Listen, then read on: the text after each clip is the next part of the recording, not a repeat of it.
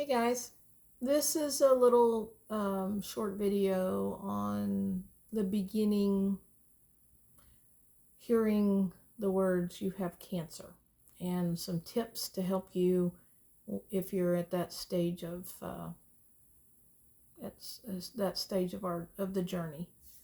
So I found out my situation from a screening of a mammogram that my doctor referred me to a radiologist, and the radiologist let me know that she was going to do an ultrasound, but that she believed, based on just looking at the mammogram, that I had cancer and that she wanted to go ahead and do a biopsy and make sure that I did, or if by some chance I didn't, we would be able to know that quickly.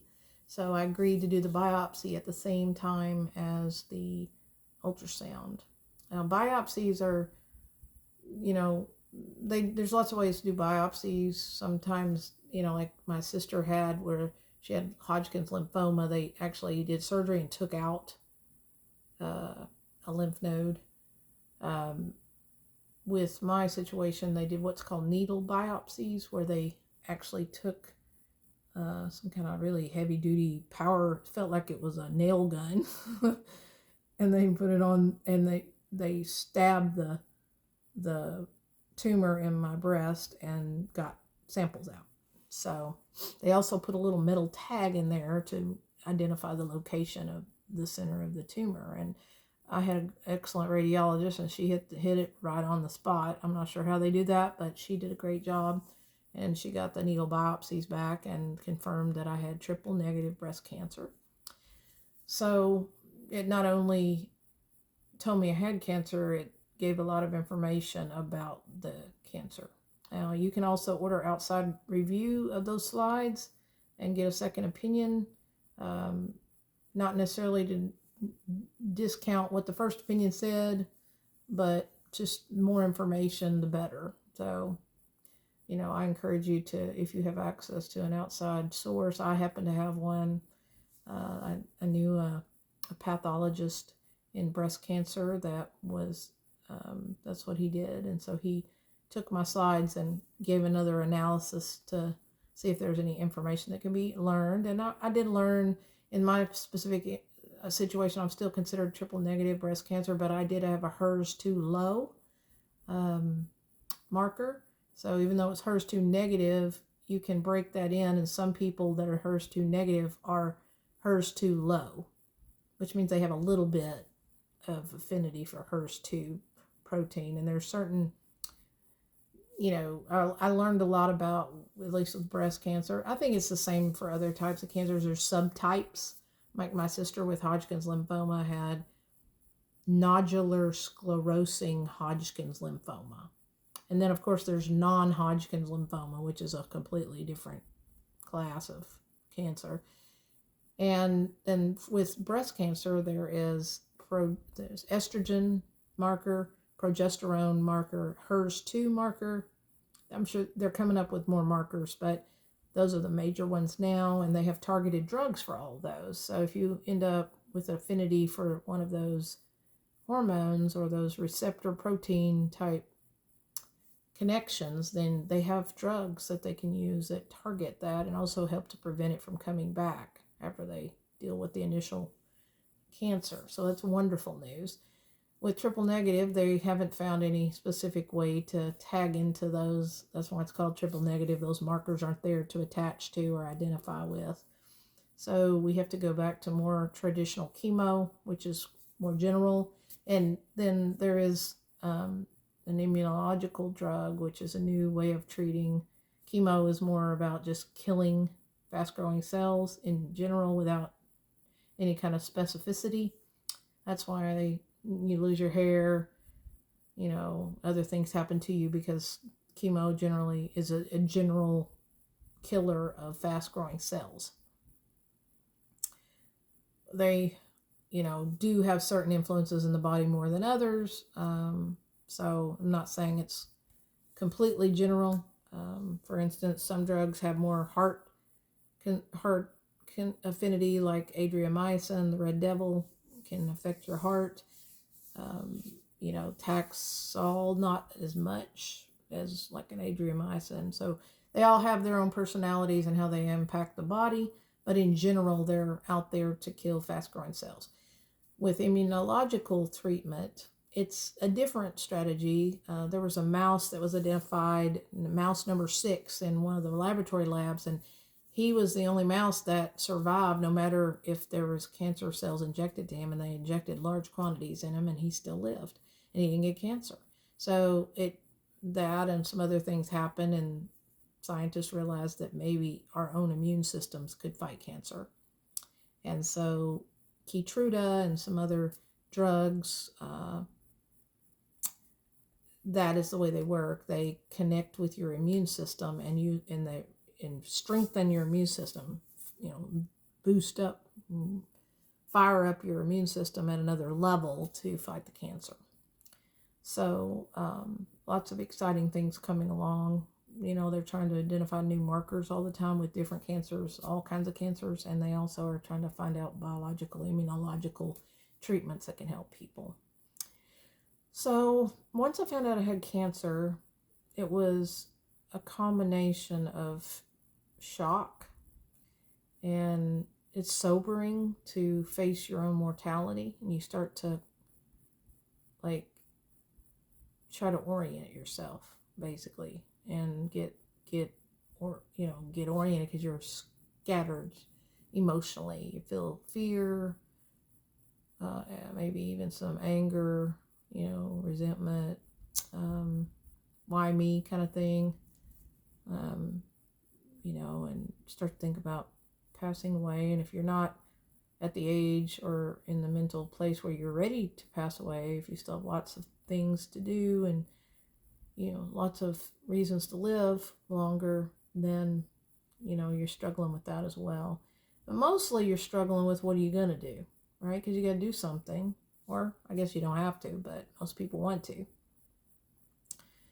And how do you go about doing that? Because if you're like me, you never, other than helping my sister through cancer, I had never had any exposure beyond that. Luckily, I had that exposure. Many people don't even have that. But it also was marring my judgment, because my sister was very healthy when she got diagnosed. She was, before she got cancer, she didn't have any other comorbidities. She wasn't overweight. She exercised. She ate okay. I wouldn't call her a perfect eater, but she wasn't, McDonald's every day, So she didn't make it, and she had an 85% chance of remission or even cure. They were talking about Hodgkin's lymphoma is a drug or cancer. They talk about cure all the time, not even just remission. And they're pretty confident, based on the literature, that they can do it. Even stage 3 and 4, even, they have treatments. So unfortunately, my sister was one of the minorities that she went through chemo treatment first, then she went through a bone marrow transplant, then she went through proton radiation, and she wasn't able to live through that. So she lived 2 years after we started the cancer journey. So that was hitting me pretty hard, and my grief of my sister, she was my best friend, came all back to me when I got my own diagnosis. And I was thinking as much or more about her and her journey and all my feelings around that than I was about my own situation. So I had to deal with that. I'm still dealing with it. But what I did learn from grief support groups, and I encourage you to go to a grief support group if you need to, is the biggest thing is to identify exactly what you are feeling and write it down or acknowledge it verbally. Don't just say, yeah, I'm grieving, or yeah, this is bothering me. But what is bothering you? I mean, words like, wow, I felt cheated because my sister was only 44 years old when she passed away. She would have been 45 in July. She passed away in April. And April 1st, and believe me, it was no April Fool's joke. It broke my heart. It was the absolute worst thing that's ever happened in my life. She was my very best friend, not just my sister. And I almost didn't know how to go on living without her. So it was tough. I will say I gained from it. I was spent 2 years with her every day, and I stayed true to her, and I spent all the time with her, and I tried to love her and be her sister as much as I possibly could in that 2 years, and make sure she never felt alone, and she always felt supported and loved. Her husband did a good job too. We tag teamed a little, but he had a lot of job, and he wasn't in a place to be able to stop working like I was. So I took on the more of that, and then just gave them some time whenever he was able to come down. But my sister was never left alone, and she was fully supported.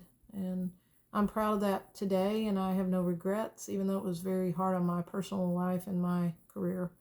I would do it all over again, because the most important thing was to show love to my sister. And I think it's the only thing that keeps me from really, really breaking down about the fact that we did lose her, because part of me was feeling responsible in ways. I'm a pharmacist, and my sister, according to the data, shouldn't have passed away, and yet she did. So anyway, you may have some other past history things that you need to work through, and I encourage you to spend time to do that, so you can then focus on your own health and your own journey.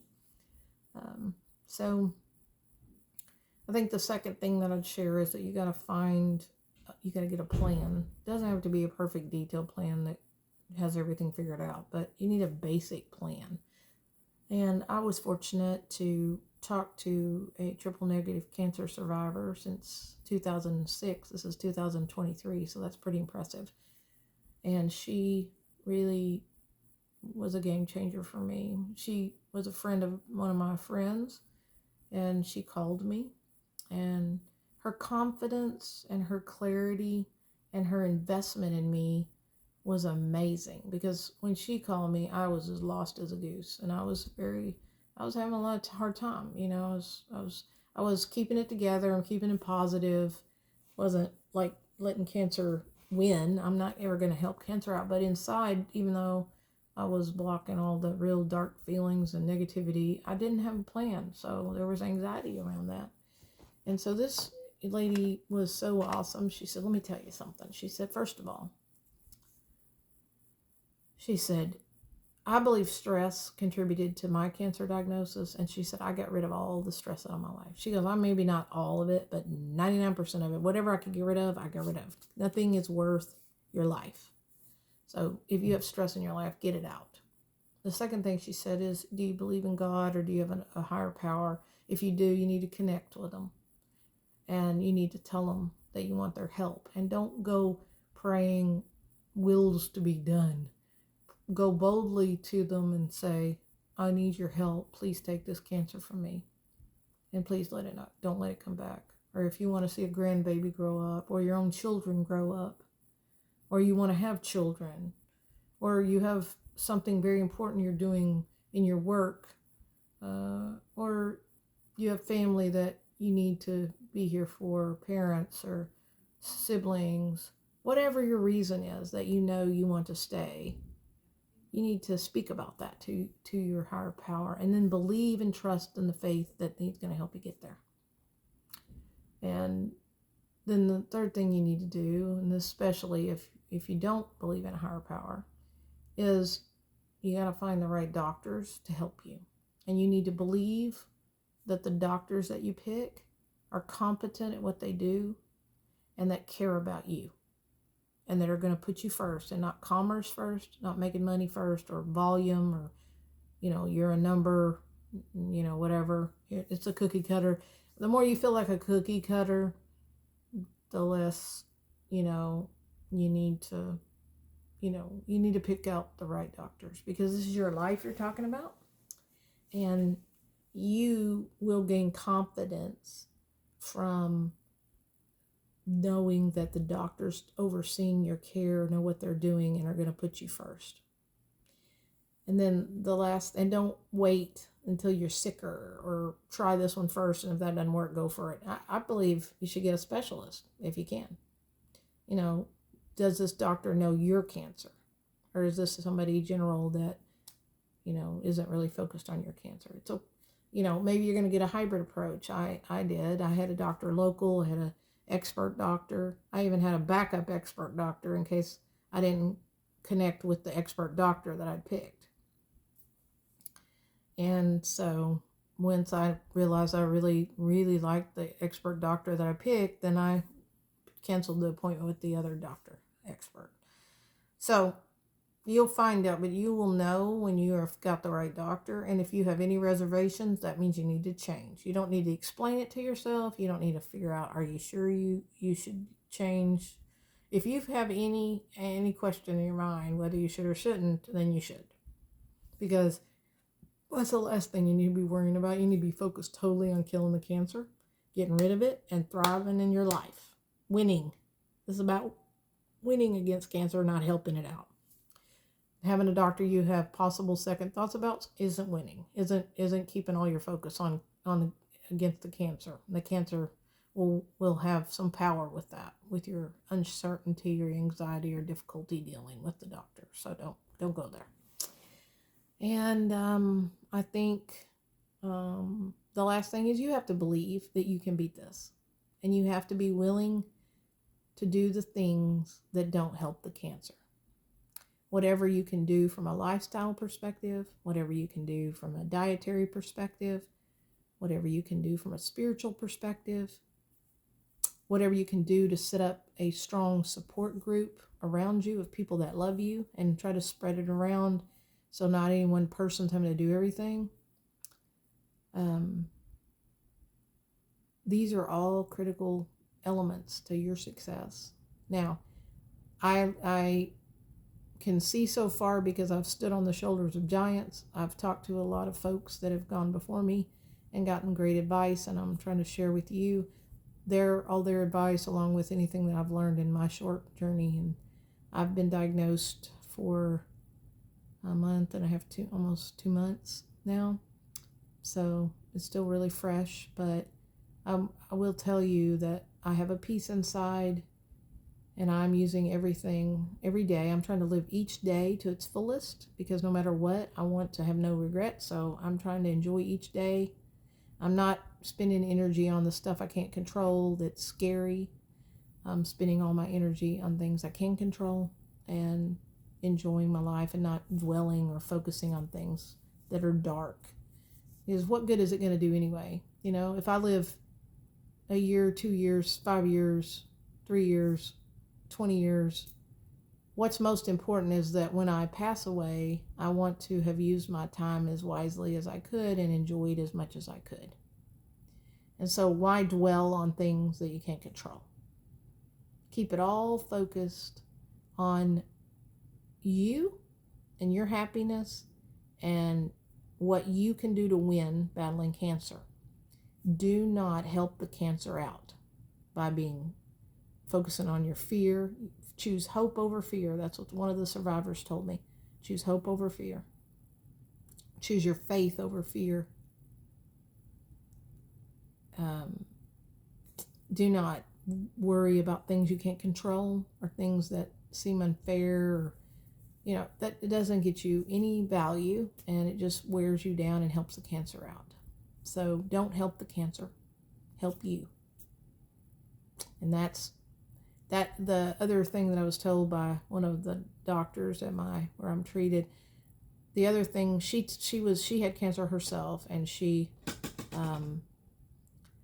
said that she kept it positive and all those things like we talked about. But she said she made the mistake of when she had hurtful feelings or feelings that wouldn't be considered positive, she stuffed them. She didn't acknowledge them. So it's okay to acknowledge those. In fact, it's not okay. It's probably necessary, and it's important for you, if you are scared, to just say, I'm scared. And if you need to cry, you just cry.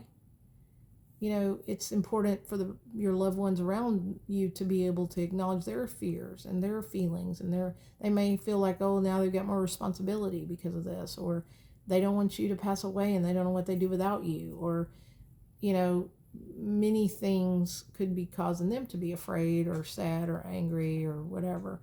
And it's important to always acknowledge feelings, acknowledge them, feel them in a positive, not positive way, but in a healthy way. I don't think positive. But if you need to cry, you need to talk it out, you need to acknowledge it out loud, do it. And then you can then move on out of that to positive focus and constructive things. So, none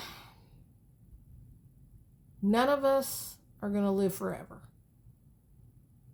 So the important thing is to live each day and enjoy it, and spend your time with people that matter, doing things that matter to you. Separately, fight that cancer. Don't help it out any, and believe you can beat it. And, I think that's critical. Your faith, your team around you, your clinical team, and your family and friend support team, all these pieces are critical to your success. But the most important thing you can do is you believe that you can get past this, and you're not going to quit when it gets tough. It's going to get tough at times. I had a tough day today, but I kept my eye on the goal, and it was only for an hour and 45 minutes. The rest of the day, it was a long day of treatment. I got up at 5:30 in the morning to get to a 8 o'clock deal, and I didn't get out till 5:30 or 5:40 in the afternoon. So it was a long day, but really only an hour and 45 minutes of it was absolutely excruciating. But I got past it, and I am so glad, and I'm excited because I have completed the first chemo treatment, and I'm killing cancer. So you got to stay focused on what matters. The last thing I'll tell you is you're going to get some delays, more than likely. I mean, you may be lucky, but most people that I've talked to, and myself included, have experienced delays. Some of them didn't seem even necessary. There were mistakes by my insurance company, or things that didn't seem fair or right. But it's also hard to get scheduled at the doctor, and the surgeries, it all has to be coordinated, and it takes time to do that. So try not to let that get to you. I mean, you're going to acknowledge your frustration. If you feel frustrated or afraid, it's okay, but don't dwell on it and bog down with it, because these things are going to happen. So just keep trying to do your best, talking to your doctors and your insurance company and whoever is involved, and trying to find a path forward. But try not to focus on things that aren't going to help you, and that might help your cancer growing inside of you. It's not your cancer, the cancer, right? You are a healthy, happy person that wants to live. The cancer has invaded you. It's not yours, and you need to get rid of it. So I think that's it for this little talk. I hope some of this stuff has helped you, and I just want to end by saying I am so grateful to all of you that have helped me. I have some people that have taken off their jobs and gone and left another state and come and spent some time with me, even though I told them they didn't have to. And it was amazing. She was awesome. Thank you, Les. And Tanya that started and all the people, I don't want to start naming names because I've had Cindy and Olivia and Chris and so many people, Linda and her partner Alice Cooper, and so many other people. I'm gonna not name somebody that really has touched my life, and that's gonna bother me. So I just want to thank all of you that have reached out, Elaine, and people that have gone through this battle and have beaten it and have shared their thoughts with me. So thankful. And all of you that haven't gone through cancer, that just have advice from your work or from experiences you've had with elsewhere. Thank you, Tracy, for referring your friend from Japan that is going through it right now. She's ahead of me. She just did her 9th treatment, so out of 12. So I'm only on my 1 out of 12. So it's nice. There's just so many folks that have reached out in Utah and everywhere. So many people have been so good to me, and I just want to thank all of you, and appreciate you for reaching out to me and investing in me and taking the time to care. And I hope that these videos will help people behind me. All right, guys, let's be Cancer.